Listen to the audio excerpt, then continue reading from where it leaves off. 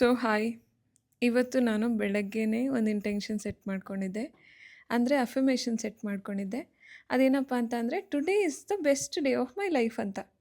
Actually it was ಓಕೆನಾ.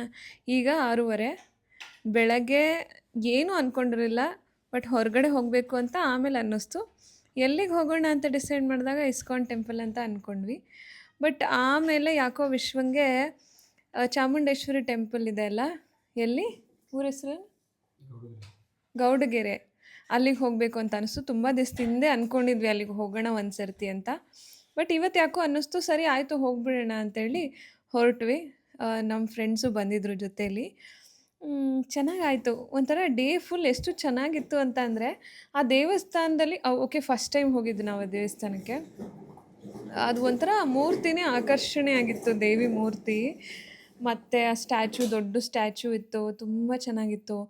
ಅದು ಅಲ್ಲದೆ ಒಳಗಡೆ ಮ್ಯೂಸಿಯಂ ಥರ ಮಾಡಿದ್ದಾರೆ, ತುಂಬಾ ಚೆನ್ನಾಗಿತ್ತು. ಒಳಗಡೆ ಹೋದಾಗ ಒಂದು ಸ್ವಲ್ಪ ಸುಸ್ತಾಯಿತು ನನಗೆ ಬರಬೇಕಾದ್ರೆ, but still it was good ತುಂಬ ಚೆನ್ನಾಗಿತ್ತು. So today is the best day of my life. Actually ಇನ್ನೂ ದಿನ ಕಂಪ್ಲೀಟ್ ಆಗಿಲ್ಲ, ಈಗ ಇನ್ನೂ 6:30 ಅಷ್ಟೇ. ನೆಕ್ಸ್ಟ್ ನೈಟ್ ಮಲಗೋವರೆಗೂ ಇದೆ ದಿನ. So today is the best day of my life. ನೀವು ಈ ಅಫರ್ಮೇಷನ್ನ ಹೇಳ್ಕೊತಾ ಇರಿ ಆಯಿತಾ. ಇನ್ನೂ ದಿನ ಮುಗ್ದಿಲ್ಲ.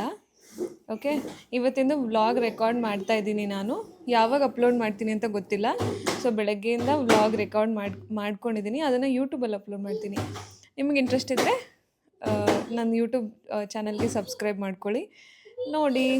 ಓಕೆ, ಬಾಯ್.